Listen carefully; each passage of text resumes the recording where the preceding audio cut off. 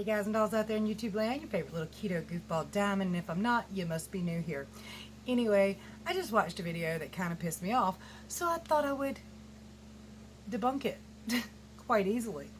So the video, I believe, was put out by a plant-based diet doctor who of course got things so vastly wrong that I wanted to explode.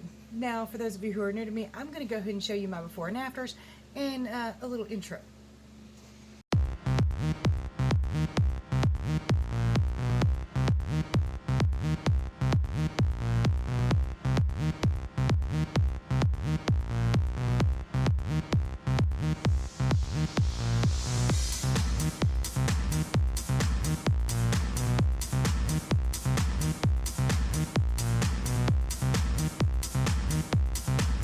Alright, so let's talk about the video that I watched. Now, in the video, I believe it's put out by a plant-based doctor who, of course, is all about his vegetables, which we on keto somewhat understand, right? I think most of us do. I'm mostly carnivore, but still, I get it. Now, what he said, or what they said, was that another scientist or doctor had decided to run a study. He was keto friendly, and his findings apparently were not so great or did not please him. Now let's talk about the study. For 1 month, they put a group of men in basically a ward, and they fed them a standard American diet, low enough in calories that they lost about 1 pound a week. The next month, they took the same group of men and put them on the ketogenic diet. And what they found was that for that month, men were only losing water weight and muscle, and that their conclusion on that was that you only lose water weight and muscle. Well, I mean, of course, the comment section was full of, we knew it, we knew it, we knew it. You didn't know it. You don't know a damn thing. Let me tell you something. If I was only losing water weight and muscle, and I've been doing this for over 2 years now, I would not be able to walk. I have lost 134 pounds. I don't have 134 pounds of muscle on my body to lose to begin with. I don't. I'm 5 foot tall. I'm 40 years old. I do not have that much muscle mass on my body to lose, period. As far as losing muscle in the calves, I think I'm the best person on the planet, or one of them, to talk on this particular subject because I've been keto for 2 years. I've used it to lose 135 pounds. I do not work out. And if anybody's muscles were going to waste on keto, they would be mine. But let's check out my calves real fast, shall we? Alright, so let me just go ahead and show you. Now, remember, I've been on a hell of a weight loss journey. So far, I've lost 134 pounds. But I want to show you my calves.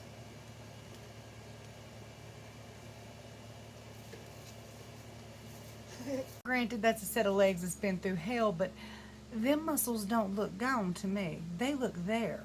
And considering the fact that I don't work out, I mean, could you imagine if I do?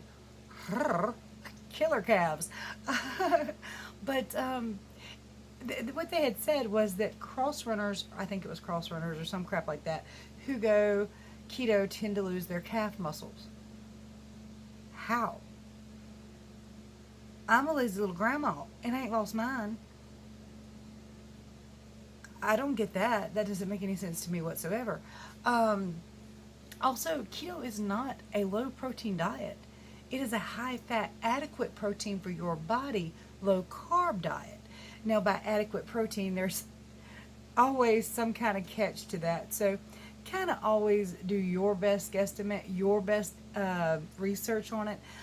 The ones I have found is that people recommend you either times the amount of protein you need by 0.4 and your body weight, or 0.8 and your body weight. So for me, I should come in between. I'm 179 pounds today. Sometimes I'm lower. But for me, I should be between 71 grams and 143 grams, somewhere in there.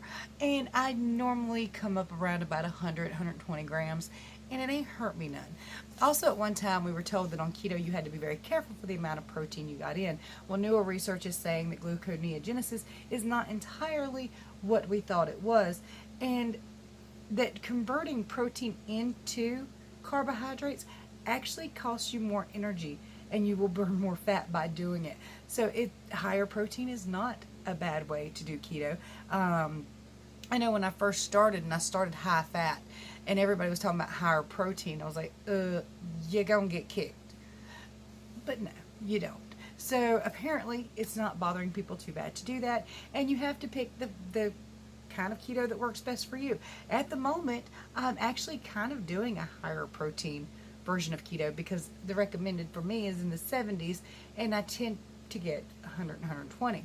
So I pretty much am. Now, the higher protein version of keto is not higher than your fat. Your fats are still higher, just not at the 75 to 80% mark. They're more of a 60% mark, and then your protein is more of a, was it 30 or 40, somewhere in there? 30, and then your carbohydrates is 5. So grams, oh, by the way, guys and dolls, and a lot of people get this twisted. Just because you have a pound of hamburger meat does not make that a pound of protein, okay? Because that meat is comprised of fat and protein. Check your labels. It'll tell you how much protein is in the meat. And of course, when you cook stuff like hamburger meat, a lot of your fat will also cook off. So sometimes it looks like I'm getting much higher fat than I really am, because there's a lot of fat left in the bottom of the pan when I take my beef out. So that you can pretty much weigh and measure and deduct from your daily calories because you're not consuming it. It's kind of an interesting thing. I've done a video on it before. But anyway, keto is adequate protein. Your muscles will not waste off of you. If they would have, within the 2 years I've been doing keto, I would have no more muscle. I would not be able to chase my grandchildren. And since I've started keto and I've lost all this weight and I've gotten off all kinds of medications, I don't have to see my doctor every single month anymore. I'm healthy. I can play with my grandbabies in the yard. I would stake my life on keto. In fact, I have. I have been for 2 years, watching diabetes leave my body, watching heart disease get gone, incurable blood cancer gone. Seriously, incurable blood cancer, as in have to take chemotherapy medication every day for life. But I haven't, and I'm not dead, and it's gone, per my doctor. Explain that. Keto is life. I am keto for life. And by the way, in the study where they were doing things for 1 month at a time, keto is not a 1 month diet. If you're doing keto for 1 month, you're getting kind of all the not so fun parts of it.